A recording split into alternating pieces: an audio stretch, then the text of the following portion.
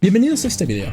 Vamos a hacer un análisis sobre los parámetros eléctricos en redes de cableado estructurado y las técnicas de modulación digital.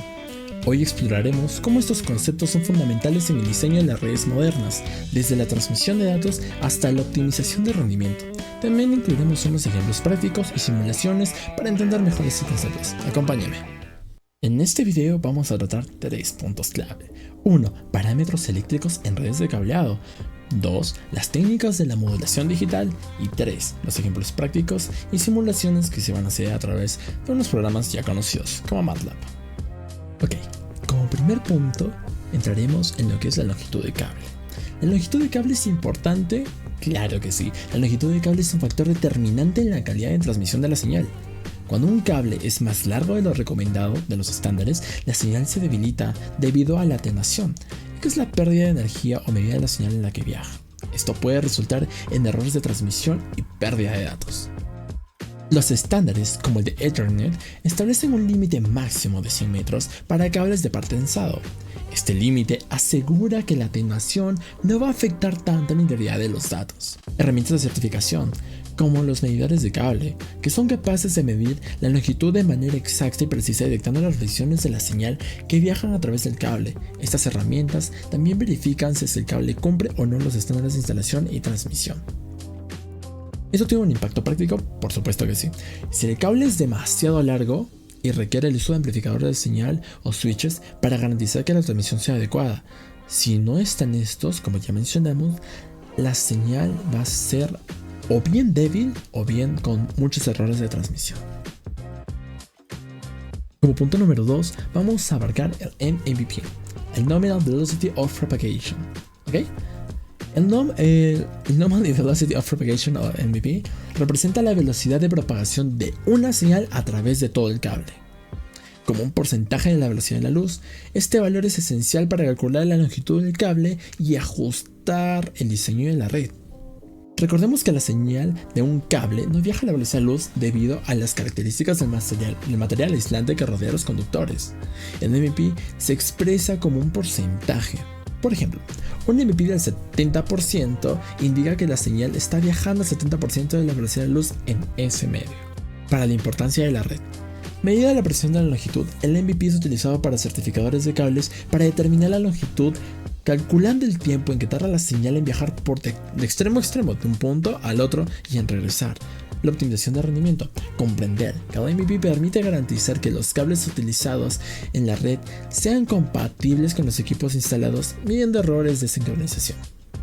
También tenemos que hablar del insert loss o pérdida de inserción y del return loss, pérdida de retorno. La pérdida de inserción mide cuánta la energía de la señal se pierde mientras viaja a través del cable, mientras que la pérdida de retorno mide cuándo esta energía reflejada vuelve al origen debido a las desadaptaciones o complicaciones de independencia del cable.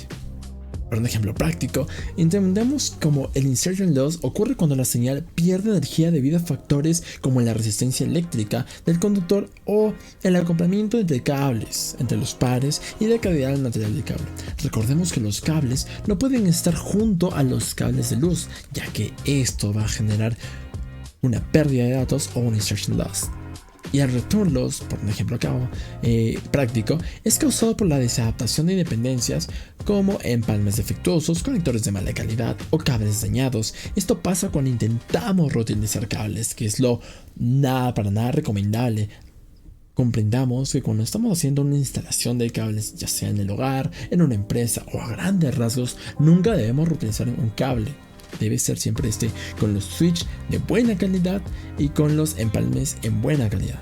Estas adaptaciones reflejan la parte que la señal de transmisor causa interferencia y un degradado de calidad en la comunicación. Por último, tenemos un impacto crítico. Minimizar estas pérdidas es esencial para tener redes de alta velocidad, que es lo que nosotros al fin y al cabo necesitamos, tanto para nuestro cliente como para nosotros, como por los que utilizan los cables de categoría 6 o superiores. Los estándares de certificación requieren de estos valores se mantengan dentro de ciertos límites para garantizar la confiabilidad del enlace. También tenemos que hablar del NEX, el Near End Crosstalk, el ACRN y el ACRF y el All-in Crosstalk. Vamos paso por paso. El crosstalk o diafonía es la interferencia entre señales que viajan entre diferentes pares de cables trenzados. Es decir, es este fenómeno que puede degradar la calidad de la señal, especialmente en entornos de alta densidad de cables, como los centros de datos. El NEX, el Near End Crosstalk, es la interferencia medida al extremo en que genera la señal. Un NEX elevado indica que los pares trenzados están generando demasiada interferencia entre ellos. El ACRN, o la atenuación de Crosstalk Radio Near, es la relación de atenuación de la señal y el crosstalk de extremo cercano. El ACRN alto significa que la señal transmitida es significativamente más fuerte que la señal de interferencia, lo cual es ideal. El ACRF o Attenuation de Crosstalk Radio Far, similar al ACRN, pero mide el impacto de la interferencia en el extremo lejano del cable. Es especialmente relevante para cables largos y de redes de alta capacidad. Y por último, el Alien Crosstalk. Es un tipo de interferencia que ocurre entre cables adyacentes, no entre pares dentro del mismo cable. Es un problema crítico en los centros de datos de cables en los que están agrupados con grandes cantidades. Reducir el Alien Crosstalk es fundamental porque requiere un uso de cables de calidad y con blindaje adicional para un espacio adecuado entre cables. Recordemos es que hay una unión entre los cables y esos no tienen una seguridad, algo que los proteja bien de la interferencia de señal, pues va a haber problemas en la red. Y por último veamos un impacto crítico. Mantener los valores de crosstalk dentro de los límites establecidos garantiza la integridad de la señal y permite alcanzar velocidades de transmisión más altas, que es lo que necesitamos, como las necesarias para transmitir hasta 10 gigabits por segundo o superiores. Ahora vamos a ver las técnicas de modulación digital. La modulación digital son procesos que transforman los datos binarios en señales aptas para ser transmitidas a través de medios físicos como los cables y el aire. Nos referimos a Ethernet y Wi-Fi. Estas técnicas son fundamentales en las comunicaciones modernas porque permiten transmitir grandes volúmenes de información de manera muy eficiente. Tenemos unos tipos. Tenemos PAM, PSK, QAM. Cada tipo de aplicaciones tiene unas ventajas según el contexto.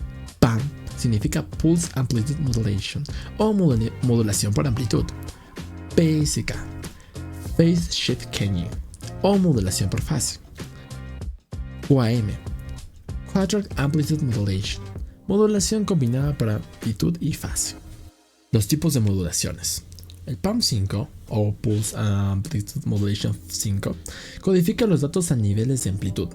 Usa las redes Ethernet y es eficiente para transmisiones locales.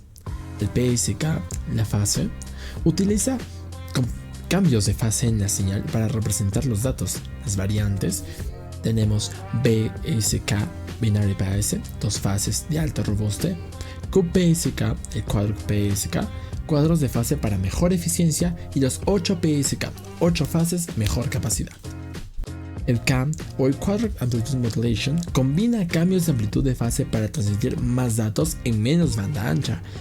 Tenemos por ejemplo el 16km, el 256km, el 1020 QAM, a mayor número más capacidad, pero más sensible al ruido. Usar en sistemas de alta capacidad como fibra óptica y redes de 5G. Aplicaciones prácticas. Tenemos ejemplos. Cada técnica de modulación se adapta a diferentes escenarios tecnológicos. El PAM5, por ejemplo, redes Ethernet y transmisión local.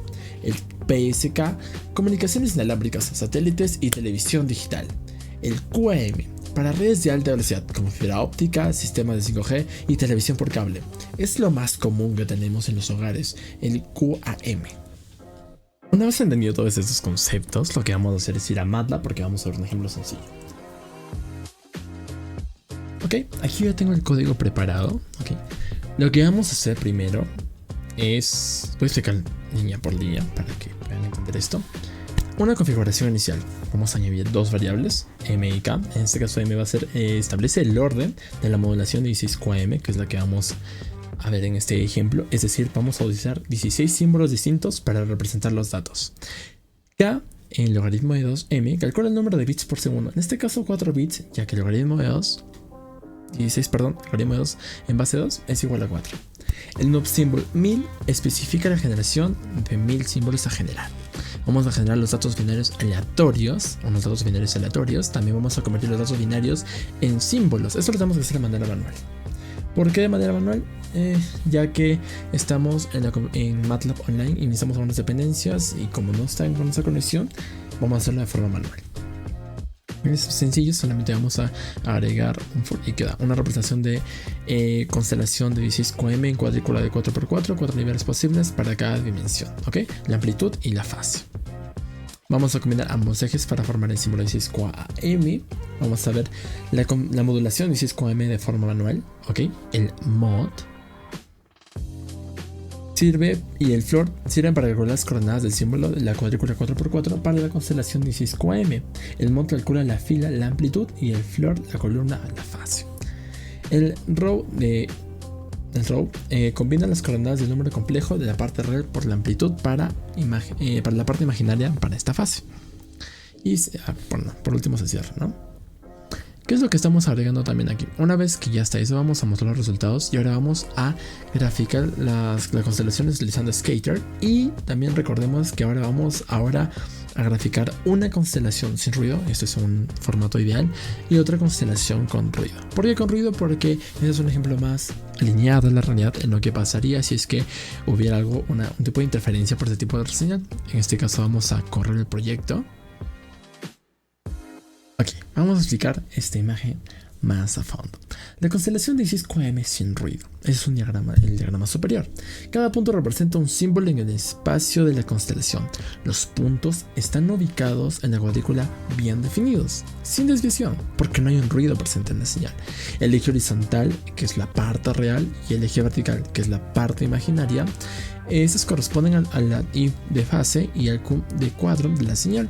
¿Ok? En el 16 QM hay 16 puntos en total, porque hemos hecho una cuadrícula de 4x4, cada uno representado por una combinación única de bits. Ahora veamos la imagen de abajo, la constelación de 16 QM con ruido, con una CNR de 10 decibeles. En el diagrama inferior, aquí los puntos de la constelación están dispersos debido a la presencia de ruido auditivo, comúnmente conocido como ruido blanco. Este es un ruido gaussiano el cual hemos implementado.